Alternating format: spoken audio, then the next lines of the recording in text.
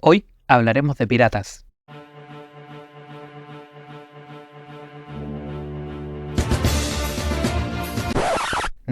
No de esos piratas. Hablaremos de piratas de verdad, o más específicamente sobre algunos piratas, corsarios y tesoros en las costas de Sudamérica. Haremos algunas breves reseñas sobre este interesante tema, pero antes un poco de contexto. El 4 de mayo de 1493, es decir, a menos de un año del descubrimiento de América, el Papa Alejandro VI emitió un documento llamado Bula Menor Intercaetera, el que explicitaba que, abro comillas, un meridiano al oeste del cual todas las tierras descubiertas son de Castilla y al este de otras naciones. Se le otorga a la corona todas las tierras ubicadas al oeste de la línea imaginaria que pasa por las Islas Azores y de Cabo Verde. Cierro comillas. En palabras simples, este documento papal dejaba como dueño exclusivo de América a lo que hoy conocemos como España. Pero, ¿por qué hizo esto el Papa? Bueno, hay quienes dan muchas razones, pero personalmente creo que la principal fue porque el Papa Alejandro VI era español. Pero con el paso de los años, este documento perdió validez. De hecho, en el año 1494 se firmó el Tratado de Tordesillas, donde esta línea imaginaria se movía al oeste favoreciendo a Portugal. Pronto aparecieron otras naciones interesadas en los nuevos territorios, entre los que se encontraban los ingleses, holandeses y franceses. Fue así como entre los años 1620 y 1730 se vivió un periodo conocido como la Edad de Oro de la Piratería, en donde piratas y corsarios andaban de correrías saqueando, robando y escondiendo tesoros por toda América. Debido a esto, traemos a ustedes un interesante informe sobre este intenso modo de vida. Por eso, hoy en Retrografiando, algunos piratas, corsarios y tesoros en las costas de Sudamérica.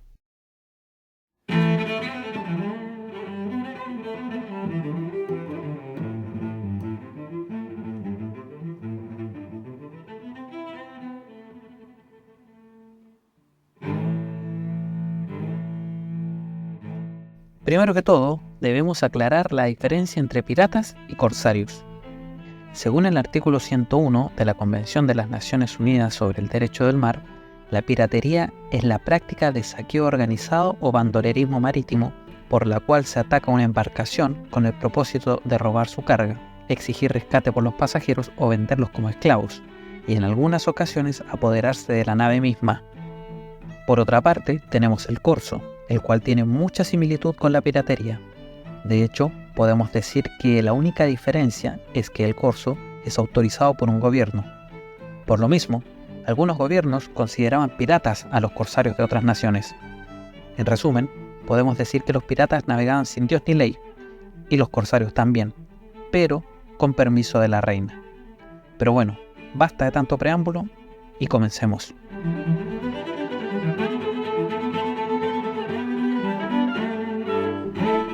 En 1679, el inglés John Cook era el respetado capitán de un buque mercante que recorría los mares transportando sus productos. Un día, mientras se encontraba en la isla Bonaire, la cual se ubica cerca de las costas de Venezuela, la Armada Española, sin ninguna razón, comenzó a perseguirlo. Se cree que esto se debió a que lo confundieron con un corsario.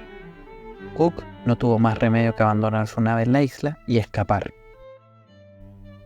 Después de esa triste experiencia, se unió a la Orden de Bucaneros y así se inició en el mundo de la piratería.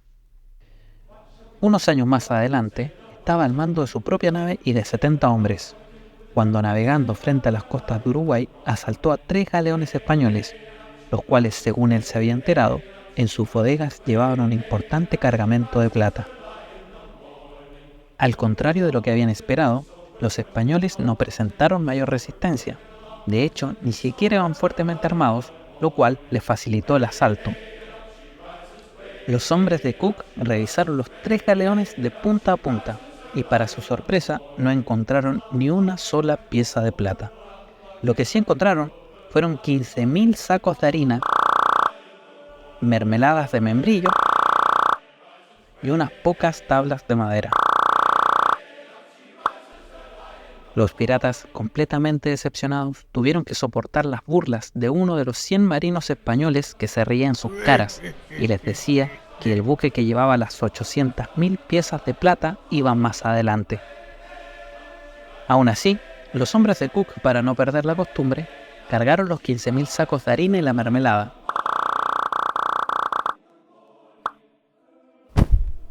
Y se dirigieron al sur, y por el estrecho de Magallanes cruzaron hacia el Océano Pacífico. Al llegar a las Islas Galápagos, frente a las costas de Ecuador, bajaron su tesoro y lo escondieron en una cueva para nunca más volver a buscarlo. Siguiente relato. En septiembre de 1742, el hasta entonces corsario, el inglés John Anson, capturó la flota española conocida como Nuestra Señora de Monte Carmelo, la cual había zarpado desde México y era dirigida por Juan Esteban Udilla y Echeverría. Esta flota llevaba a bordo nada más ni nada menos que 800 barriles de oro, 200 barras del mismo metal, 100 de plata, 12 anillos papales, 21 barriles de piedras preciosas, la llave del Muro de los Lamentos y una de las joyas más famosas de la historia, conocida como la Rosa de los Vientos, la cual era de oro y esmeraldas e iba dentro de un baúl dorado. Además, llevaba parte de los tesoros del Imperio Inca, incluyendo el collar de la mujer de Atahualpa. Anson llegó a la isla de Robinson Crusoe, que si les suena familiar, debe ser por el libro homónimo escrito por Daniel Defoe en 1719, el cual se basó en las vivencias del náufrago escocés Alexander Selkirk en esa isla. Por diversas razones, Anson no pudo llevarse el tesoro, por lo que lo enterró en la isla y se fue. Años más tarde, John Anson sería nombrado Lord de la Corona Británica. Fue ahí cuando mandó a un contador de la corona llamado Cornelius Webb a buscar el tesoro. Este efectivamente encontró el tesoro y lo subió a su nave, pero al momento de zarpar se desató una fuerte tormenta que rompió el mástil mayor de la nave, lo cual dificultaría en gran manera su navegación, imposibilitando así su vuelta a Inglaterra, por lo que decidieron volver a enterrar el tesoro y viajar hasta el puerto de Valparaíso, distante unos 667 kilómetros de distancia. Al llegar a Valparaíso para reparar el mástil, los marinos comenzaron a recorrer bares y cantinas. Fue en uno de estos donde el tabernero le comentó a Webb que algunos de sus tripulantes comentaban a viva voz sobre el tesoro que habían desenterrado y vuelto a enterrar, y que en cuanto repararan el mástil roto, volverían a la isla para llevarse el botín a Inglaterra. Al oír esto, Webb montó en cólera, por lo que esa misma noche, mientras todos dormían, incendió el barco con toda su tripulación a bordo. Por su parte, él subió a un bote y remó hasta la orilla, donde inmediatamente escribió una carta a Lord John Anson contándole lo sucedido. Pasó el tiempo y en 1950, en el norte de Inglaterra, estas cartas fueron encontradas. En ellas se indicaba de manera codificada el lugar donde se encontraría el tesoro. También contenían un mapa de la isla y un inventario detallado de cómo se componía el botín. Estas cartas llegaron a manos del chileno Luis Cousiño, quien buscó sin éxito.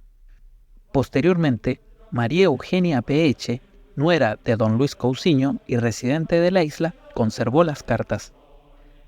Esta información fue transmitida al historiador y buscador de tesoros estadounidense de origen holandés Bernard Keiser, quien desde 1998 ha realizado numerosas campañas para la búsqueda del tesoro, sin resultados positivos. Siguiente relato. Para nuestra siguiente referencia, nos ubicaremos nuevamente en el Océano Atlántico, donde en 1578 John Drake capitaneaba una pequeña embarcación de 16 tripulantes. Si el nombre les suena conocido, debe ser porque John Drake era primo, aunque hay quienes dicen que era hermano, pero la teoría más aceptada es que era primo del mítico Francis Drake.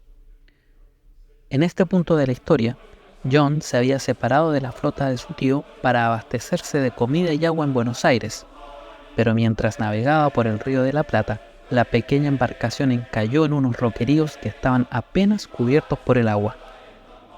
Debido a esto, el pequeño barco quedó gravemente dañado, por lo que sus tripulantes tomaron ropas y armas y en un bote escaparon a una orilla cercana, donde hicieron una fogata con la intención de secar sus prendas de vestir, cuando, alertados por el humo, un grupo de aproximadamente 100 indios charrúas se les acercaron, varios de los cuales, según las palabras de John Drake, portaban como arma una cuerda de brasa y media, la cual tenía en un extremo una bola de piedra del tamaño de un puño, las cuales, hoy sabemos, eran boleadoras. Los indígenas trataron de comunicarse con ellos a través de señas, y los desventurados marinos las interpretaron como que los indígenas no querían hacerles daño y que querían que los acompañaran, y así lo hicieron. Pero cuando habían caminado como media legua, uno de los charrúas le quitó bruscamente el hacha que llevaba el armero, el cual se llamaba Richard. Este desenvainó su espada y asestó un certero golpe al indio. Así comenzó una pelea en la que Drake hirió a 2 indígenas con un disparo de arcabuz. Los ingleses escaparon de vuelta al bote, pero al alejarse un poco de la orilla, la pequeña embarcación volcó, por lo que los charrúas les dieron alcance golpeándolos con boleadoras y palos. Como resultado de esta pelea, murieron 2 marineros y el resto quedó herido, los cuales fueron capturados y llevados a la aldea donde fueron esclavizados. Allí estuvieron 13 meses pasando penurias y viviendo en pésimas condiciones, donde varios de ellos se enfermaron y murieron, hasta que un día John Drake y otro marino llamado Thomas lograron escapar. Caminaron por la orilla del río de la Plata durante 14 días, hasta que se encontraron con Richard, quien había escapado un tiempo antes y había estado viviendo con una tribu amistosa donde lo trataban bien. A pesar de esto, en un momento de descuido de los indígenas de la tribu, los 3 marinos les robaron una canoa con vela de cuero y se dispusieron a cruzar el río de la Plata en dirección al, en aquel entonces, pueblito de Buenos Aires. La travesía les tomó todo el día y la noche del siguiente. Al llegar, contaron lo que les había ocurrido, pero ocultaron sus verdaderas identidades. John dijo que él era un simple soldado. La hospitalidad porteña se hizo presente. Los vistieron, les dieron alojamiento y les permitieron vivir con ellos. Y todo fue bien por un tiempo, hasta que al puerto de Buenos Aires llegó un barco con un marino que había sido víctima de las correrías de John Drake. Este lo reconoció y reveló su verdadera identidad a los vecinos de Buenos Aires. John y sus compañeros fueron apresados y llevados a declarar ante el general Juan de Torres y Navarrete, quien estaba en Asunción. Ahí, John contó sobre las andanzas con su primo Francis Drake. Ahí estuvieron un largo tiempo, hasta que fueron llevados a declarar a Santa Fe. Luego de eso, fueron llevados para ser juzgados por la Santa Inquisición de Lima. El 30 de noviembre de 1587, actuando como juez pesquisador y a la vez como inquisidor el doctor Ruiz de Pardo, se realizó el juicio a, abro comillas, Juan Drake, primo del pirata inglés Francisco Drake, y a su paisano Ricardo Ferrell, por luteranos. Ambos abjuraron para no ser quemados. Cierro comillas. En el juicio se les hizo rezar el Ave María y el Padre Nuestro, y si tomamos en cuenta que nuestros protagonistas eran luteranos y en Inglaterra habían sufrido persecución por parte de los católicos, era imposible que lograran decir los rezos de memoria. Pero para sorpresa de todos, lo hicieron y se salvaron de ser condenados a muerte. Pero fueron condenados a vivir en un convento al interior del Perú. Pasaron muchos años y en diciembre de 1650, John Drake fue absuelto bajo vigilancia, a la edad de aproximadamente 87 años. Siguiente historia. Durante la Guerra de Independencia de Chile, Vicente Benavides fue un destacado militar del ejército realista, es decir, era del bando que velaba por los intereses de España. De hecho, la historia de Benavides es muy interesante, pero ahora solo nos enfocaremos en sus andanzas como corsario. Todo esto comenzó en el año 1820, cuando en Talcahuano comenzó a tener contacto con un experimentado corsario italiano que prestaba servicios a la corona española. Este se llamaba Matteo Maineri, quien junto con Benavides, en una embarcación llamada Ercilia, atacaron una gran cantidad de navíos ingleses y estadounidenses, haciéndose de un cuantioso botín. Mientras tanto, la guerra en tierra iba cada vez peor para los realistas. Después de varias derrotas, el ejército de Benavides se había reducido a un pequeño número de hombres, por lo que solo les quedaba escapar. En un lugar llamado Lebu, encontraron el escondite perfecto para su botín. Una gran caverna de aproximadamente 30 metros de altura, de difícil acceso, y que estaba ubicada a la orilla del mar. Un día Benavides, quien había salido de correrías junto a otros soldados, llegó a la caverna dando la orden a sus hombres de que subieran los cofres repletos de riquezas a la embarcación, ya que lo venían siguiendo un escuadrón del ejército patriota. Uno de los soldados de Benavides había sido herido anteriormente, por lo que se había infectado gravemente de gangrena. Al momento de subir a la embarcación los cofres con el tesoro, hubo uno de estos que no pudieron subir ya que era muy pesado, y con el apuro decidieron dejarlo ahí en la caverna junto al hombre enfermo, y se fueron abandonándolo a su suerte. Al pasar un tiempo, una mañana, este hombre escuchó las risas de unas mujeres que estaban sacando mariscos a la orilla de la playa. Dificultosamente se acercó a ellas y les pidió ayuda. Las mujeres curaron sus heridas con hierbas de la zona. Al sentirse un poco mejor, el hombre enterró el tesoro dentro de la cueva, cubriéndolo con pesadas rocas para esconder el lugar. Pero al cabo de un tiempo, su salud recayó y comenzó a delirar hablando del tesoro que había escondido, y al poco tiempo murió. Por su parte, Benavides, junto a su familia, Mainer y sus hombres, mientras escapaban hacia el Callao en Perú, decidieron bajar en un lugar llamado Topo Calma para abastecerse de agua dulce. Pero Benavides fue traicionado por uno de sus hombres y entregado al ejército patriota. El 23 de febrero de 1822, luego de ser torturado, Benavides fue ahorcado en la plaza de Santiago. Y por si fuera poco, y para estar seguros, su cuerpo fue mutilado, su cabeza, manos y piernas fueron enviadas al sur de Chile, y el resto de su cuerpo fue quemado. Siguiente relato. En el año 1687, el pirata francés François Groinet, con 70 hombres, en su barco de 6 cañones, llamado Saint Joseph o Saint Francis, no está claro el nombre, desembarcó y atacó a la ciudad de Guayaquil, actual Ecuador, y a pesar de la férrea resistencia de sus habitantes, estos sucumbieron ante el embate de los piratas, quienes tomaron la ciudad y comenzaron a saquearla casa por casa, y por si fuera poco, les cobraban la cantidad de 100.000 pesos de la época por perdonarle la vida a los habitantes y no quemar sus hogares. Sin embargo, al otro día se desató un incendio gigantesco que arrasó 3/4 partes de la ciudad, quedando todo reducido a cenizas.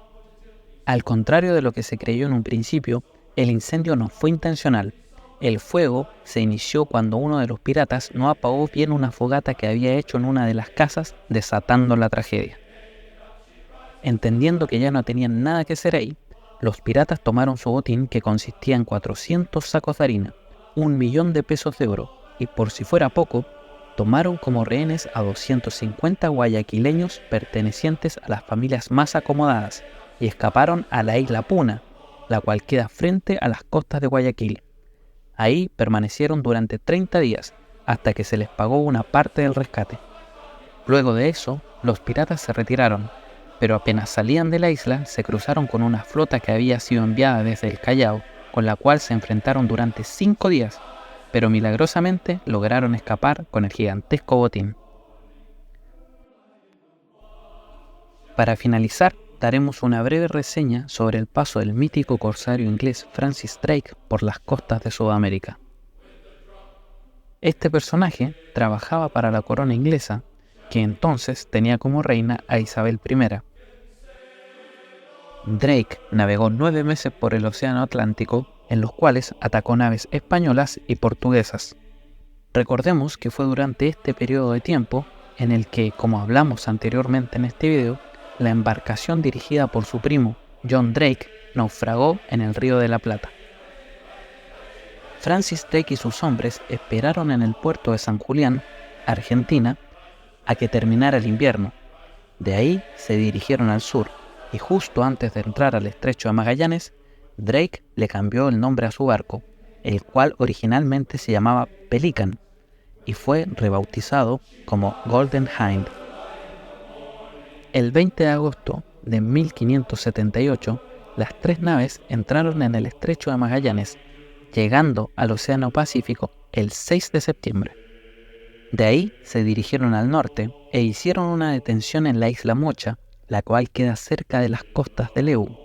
En esa isla, los marineros fueron atacados por indígenas y Francis Drake fue gravemente herido, por lo que debieron huir rápidamente.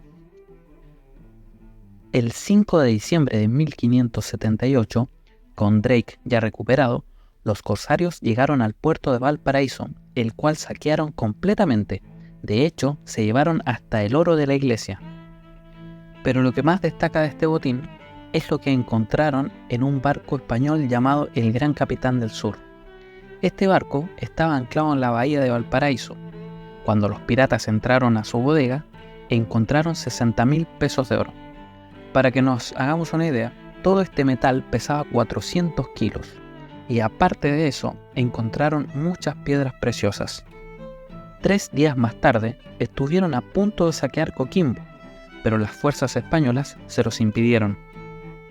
De ahí, siguieron al norte y saquearon Tarapacá, desde donde continuaron su viaje hasta llegar al Perú, donde la noche del 13 de febrero de 1579 arrasaron con todo lo que había en las naves que se encontraban ancladas en el puerto del Callao.